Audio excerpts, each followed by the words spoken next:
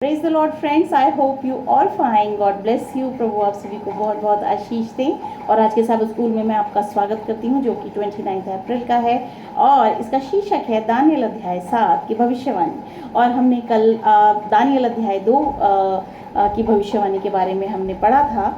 तो आज हम इसके बारे में जानेंगे कि इसके द्वारा परमेश्वर का जो वचन है वो क्या कहता है। तो इसमें हम जो शुरू की वर्सेस हैं वो पढ़ेंगे, अध्याय 7 और उसकी 1 से 3 वर्सेस को पढ़ेंगे। इसमें दानियल द्वारा अपने दर्शनों का वर्णन किया गया है। 4 पशुओं की बात हुई है यहाँ पे। बेबीलोन के राजा बेलशस्सर के पहले वर्ष में दानियल ने पलंग पर स्वप्न और दर्शन देखे। तब उसने यह स्वप्न लिखा और बातों का सारांश भी वर्णन किया।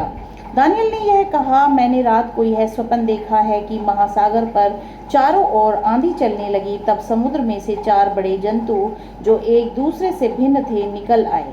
यहाँ पे दानियल महासागर में से 4 जंतुओं के निकलने की जो है बात को कहते हैं। और ये 4 जंतु जो हैं वो साम्राज्य हैं, जिनकी चर्चा हमने कल की थी। और ये साम्राज्य जो हैं वो परमेश्वर के लोगों, जो कि इज़राइल के प्रति जो है उन्होंने उनके ऊपर जो है शासन किया, किस तरीके से वो साम्राज्य परमेश्वर के लोगों को उन्होंने जो है अपने फेवर में किया। और परमेश्वर के द्वारा जो है ये सब किया गया। और परमेश्वर ने हम सब जानते हैं कि बिना परमेश्वर की मर्जी के कुछ नहीं होता। तो ऐसा क्यों किया गया, इसके बारे में हम ये रीज़न जानेंगे कि परमेश्वर ने विभिन्न साम्राज्यों को क्यों जो है प्रभुत्व दिया, कि उन्होंने परमेश्वर के लोगों पर अपना अधिकार जमाया और उन्हें मिसगाइड किया, उन्हें दंडित किया।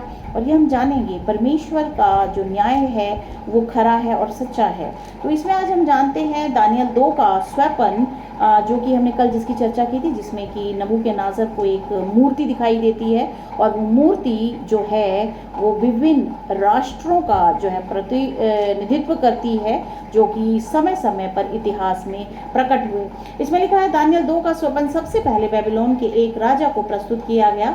इसके विपरीत दानियल 7 का दर्शन एक हिब्रू भविष्यद्वक्ता को प्रस्तुत किया गया, जिनका नाम दानियल है, जो परमेश्वर की वाचा के लोगों का एक सदस्य है। दानियल को वही विषय दिखाया गया है जो नबूकदनेस्सर को दिखाया गया था, लेकिन एक अलग दृष्टिकोण से। एक मूर्ति के बजाय वह राष्ट्रों की एक श्रृंखला को समुद्र से बाहर निकलते हुए देखता है, जो हवा के पानी को मथने का परिणाम है। ये राष्ट्र निरंतर संघर्ष की स्थिति में थे, जिससे उनके बीच सत्ता में निरंतर परिवर्तन होता रहा। और हम देखते हैं कि सत्ता में परिवर्तन हुआ। पहले वो सत्ता जो थी नबूकदनेस्सर को दी गई, उसके बाद वो मादी फारसी राजाओं को दी गई, उसके बाद जो है सिकंदर, आप सभी जानते हैं, सिकंदर को दी गई। और उसके बाद जो है रोमन साम्राज्य को दी गई। और उन्होंने परमेश्वर के लोगों पे प्रभुत्व किया। इसमें लिखा गया है, इसके विपरीत वादा की गई भूमि, जो कि इज़राइल देश है, इस पर ही बार बार लगातार जो है आक्रमण हुए और इन साम्राज्यों ने उसको लूटा। इसमें लिखा है, वादा की गई भूमि कम से कम कुछ समय के लिए गैर यहूदी राष्ट्रों के समुद्र के बीच शांति और सुरक्षा के एक द्वीप के रूप में अस्तित्व में थी। सबसे पहले जब दाऊद का कार्यकाल था, तो एक स्वतंत्र राष्ट्र के रूप में जो है इज़राइल उभरा और एक द्वीप के रूप में वो अस्तित्व में थी, जिसके चारों तरफ विभिन्न साम्राज्य होते थे। एक पवित्र राष्ट्र जो कि परमेश्वर की सरकार की ठोस नींव पर स्थापित था, जो इसके चारों ओर अनियंत्रित राष्ट्रों के विपरीत था, क्योंकि उस समय परमेश्वर ने इसको जो है बसाया। परमेश्वर की वाचा की गई भूमि जो कि कनान थी, और वो इज़राइलियों को दी गई। और वहाँ पे दाऊद जो है राजा बने, और उनके कार्यकाल में उनके पुत्र के कार्यकाल में भी जो है परमेश्वर की वाचा की गई भूमि जो कि इज़राइल थी, वो इज़राइलियों के पास थी। और वो बहुत ही फूलते फलते चले गए, लेकिन समय के साथ उनके ऊपर विभिन्न साम्राज्यों ने कब्जा किया। और इसमें हम देखते हैं कि एक महासागर में दानियल बताते हैं कि हवा चल रही है और जंतु उसमें से निकल रहे हैं और उथल पुथल है, बड़ी उथल पुथल है। तो इसमें मैं बताना चाहूँगी कि जो महासागर है वो संसार है, संसार के लोग हैं और वो निकल रहे हैं। और जंतु जो है वो रिप्रेजेंट करते हैं राज्यों को, साम्राज्यों को। और इसमें हम जानेंगे आगे कि कितने जो जानवर हैं वो निकले और वो कैसे हैं। और इसमें आगे इसमें लिखा है चौथी वर्ष में लिखा है, पहला जंतु शेर के समान था, जो उसके पंख उकाब के से थे। मेरे देखते देखते उसके पंखों के पर नोचे गए और वह भूमि पर से उठाकर मनुष्य के समान पांवों के बल खड़ा कर दिया गया और उसको मनुष्य का हृदय दिया गया। ये राजा नबूकदनेस्सर को रिप्रेजेंट करते हैं। और 5वीं वर्ष बताती है, फिर मैंने एक और जंतु देखा जो रीछ के समान था और एक पांजर के बल उठा हुआ था और उसके मुंह में दांतों के बीच 3 पसलियां थीं और लोग उससे कह रहे थे, उठकर बहुत मांस खा। इसके बाद मैंने दृष्टि की और देखा तो दूसरा जो है वो चीता है, दूसरा जो है जो दूसरे रीछ के समान है, भालू के समान है जो दूसरा जानवर है, और तीसरा जानवर जो है वो चीते के समान है। और एक जंतु है जिसकी पीठ पर पक्षी के से 4 पंख हैं।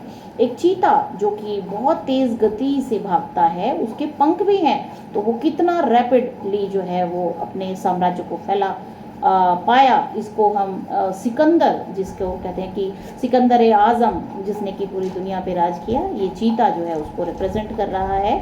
फिर आगे इसमें लिखा है, और उस जंतु के 4 सिर थे और उसको अधिकार दिया गया। फिर उसके बाद मैंने स्वप्न में दृष्टि की और देखा कि एक चौथा जंतु है जो भयंकर और डरावना और बहुत सामर्थी है और उसके बड़े बड़े लोहे के दांत हैं। मैं याद दिलाना चाहती हूँ, हमने मूर्ति में जो लोहे की जो बात की थी वो उसकी टांगों को रिप्रेजेंट कर रहे थे, जो कि रोमन साम्राज्य को जो है प्रस्तुत करते हैं। और वो बहुत ही भयंकर और डरावना और बहुत सामर्थी है और उसके बड़े बड़े लोहे के दांत हैं।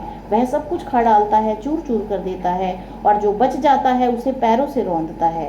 वैसा पहले जंतुओं से भिन्न है और उसके 10 सींग हैं। मैं उन सींगों को ध्यान से देख रहा था तो क्या देखता हूँ कि उसके बीच एक और छोटा सींग निकला और उसके बल से उन पहले सींगों में से 3 उखाड़े गए।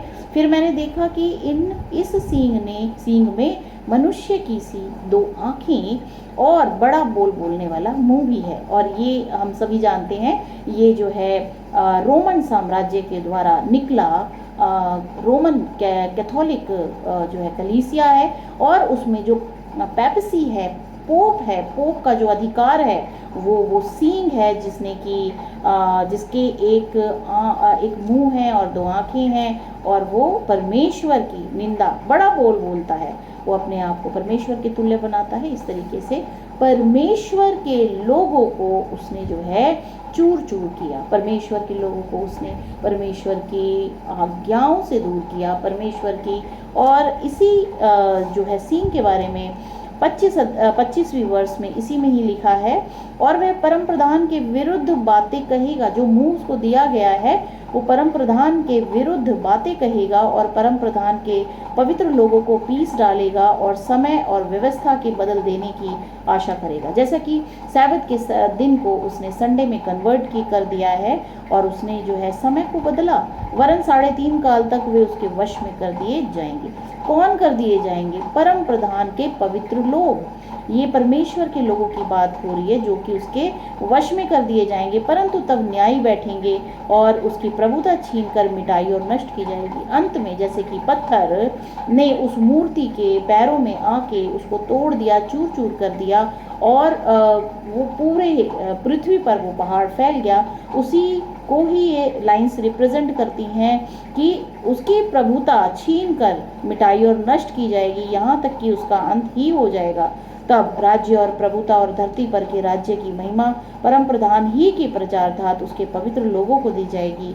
उसका राज्य सदा का राज्य है और सब प्रभुता करने वाले उसके अधीन होंगे और उसकी आज्ञा मानेंगे। लास्ट में परम प्रधान परमेश्वर के लोग परम प्रधान परमेश्वर की आज्ञा को मानेंगे, और ये आज्ञाएं जो हैं यही बताती हैं कि वो परमेश्वर के लोग हैं। और परमेश्वर की आज्ञाएं सर्वोपरि हैं और परमेश्वर के लोगों को उन्हें मानने की ज़रूरत है, क्योंकि वही निर्धारित करती हैं कि ये मनुष्य जो है परम प्रधान का प्रजा है या परम प्रधान के लोग हैं।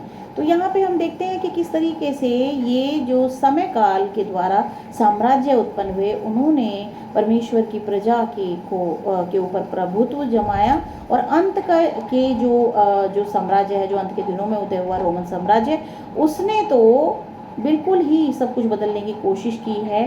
परम प्रधान के समय और कालों को बदल दिया, और जो है आज्ञा से भटका दिया, परमेश्वर की आज्ञाओं से परमेश्वर के लोगों को भटका दिया है, और उसने परमेश्वर के लोगों को चूर चूर किया। ये वर्ड इसमें आया है, चूर चूर करना, कि परमेश्वर से उनको दूर कर देना, आशीषों को दूर कर देना उनसे। तो इस दृश्य में काफ़ी हलचल है जब हम देखते हैं कि समुद्र से ये 4 जंतु निकले हैं। हम इस कल्पना से क्या सबक ले सकते हैं? जैसे कि पशु सबसे पहले समुद्र से उठता है, तो यहाँ पे दानियल किनारे से गैर यहूदी युद्ध की अराजकता को देखते हैं। जो गैर यहूदी, जो इज़राइली नहीं थे, फिर भी वो इज़राइल पर हावी हुए, जो कि दूसरे साम्राज्य थे, जो कि पहला दानियल जो बताते हैं, जो पहला साम्राज्य जिसने अटैक किया इज़राइल पर, वो नबूकदनेस्सर राजा था, जो कि बेबीलोन का शासक था, और वो गैर यहूदी था। गैर यहूदी युद्ध की अराजकता को वो देखता है कि कितने गंभीर तरीके से उसने उसको बेबीलोन ने जो है जब आक्रमण किया इज़राइल पर, तो उसको चूर चूर कर दिया, उसको बिल्कुल छिन्न भिन्न कर दिया, और जो दानियल और उसके जो और लोग थे उनको वो बंदी बना के ले गए, और वो वहीं पर रहे, और वहीं पर ही उन्होंने पूरा जीवन यापन किया। लेकिन परमेश्वर के वो लोग थे, परमेश्वर को ही वो स्मरण करते थे, तो परमेश्वर ने उन्हें बचाया, और वहाँ पे भी उन्हें प्रधानमंत्री का ओहदा दिया, क्योंकि वो बुद्धिमान थे। जिस तरीके से सभी लोग निष्फल हो गए थे नबूकदनेस्सर के मूर्ति की व्याख्या करने में, उसके अर्थ को बताने में, दानियल ने ही उसको जो है उसके अर्थ को बताया, और उसके शासन में वो जो है बहुत ही प्रभावी रहा। दानियल जो कि परमेश्वर का जन था, परमेश्वर का पवित्र जन था, उसको परमेश्वर ने हमेशा प्रोटेक्ट किया। इसी तरह से हर युग में, हर समय परमेश्वर के लोगों को परमेश्वर प्रोटेक्ट करते हैं और उनको महिमा देते हैं, और इस महिमा से आप जान सकते हैं कि वो परमेश्वर के लोग हैं, और परमेश्वर के लोगों को परमेश्वर ही प्रोटेक्ट कर सकते हैं। लेकिन जो लोग परमेश्वर के लोग कहलाए जाते हैं और परमेश्वर के अनुसार वो नहीं चलते हैं, आज्ञाकारिता में नहीं चलते हैं, उनको दूसरे साम्राज्यों के राजाओं, शासकों के अधीन कर दिया जाता है। ये भी परमेश्वर का ही कार्य है, और बार बार जो है इज़राइल पर जो है आक्रमण हुए, और उनको जो है वो दूसरे राज्यों के राजाओं के हाथों में परमेश्वर ने सौंपा, क्योंकि उन्होंने गलती की। इसीलिए इसमें आगे जो दानियल बताते हैं, जब उन्होंने गैर यहूदी युद्ध की अराजकता को वो देखते हैं, तब अचानक पशु भूमि पर अपने क्षेत्र में आने लग जाते हैं, और वो देखते समुद्र से निकलकर वो ज़मीन पर आ रहे हैं। गैर यहूदी समस्याएं अब उसके लोगों की समस्याएं, क्योंकि उन्होंने वो साम्राज्य जो कि उठे, उन्होंने इज़राइल पर जो है आक्रमण किए, उनको जो है लूटा। तो ये समस्याएं अब परमेश्वर के लोगों की समस्याएं बन गई हैं। उन्होंने अन्य जातियों की तरह रहना चुना था, क्योंकि परमेश्वर की आज्ञाओं को वो नहीं मानते थे और अन्य जातियों की तरह वो रहते थे। ये चुना था उन्होंने अन्य जातियों की तरह रहना, इसीलिए अब वे अन्य जातियों के साथ और उनके अधीन रहेंगे। उनके अधीन परमेश्वर ने कर दिया। बेबीलोन के प्रभुत्व से शुरू होकर परमेश्वर की वाचा के लोगों ने फिर कभी पूर्ण या दीर्घकालिक स्वायत्तता का आनंद नहीं लिया। उस दिन के बाद जो है एक संपूर्ण राष्ट्र के रूप में इज़राइल कभी भी नहीं रह पाया, क्योंकि बार बार उस पर आक्रमण हुए। इन साम्राज्यों ने जो कि उदय हुए थे, उन्होंने परमेश्वर के लोगों को जो है अपने प्रभुत्व में कर लिया। आज परमेश्वर के लोगों के लिए स्वायत्तता की यह हानि समय के अंत तक बनी रहेगी, जब तक प्रभु यीशु मसीह नहीं आ जाते।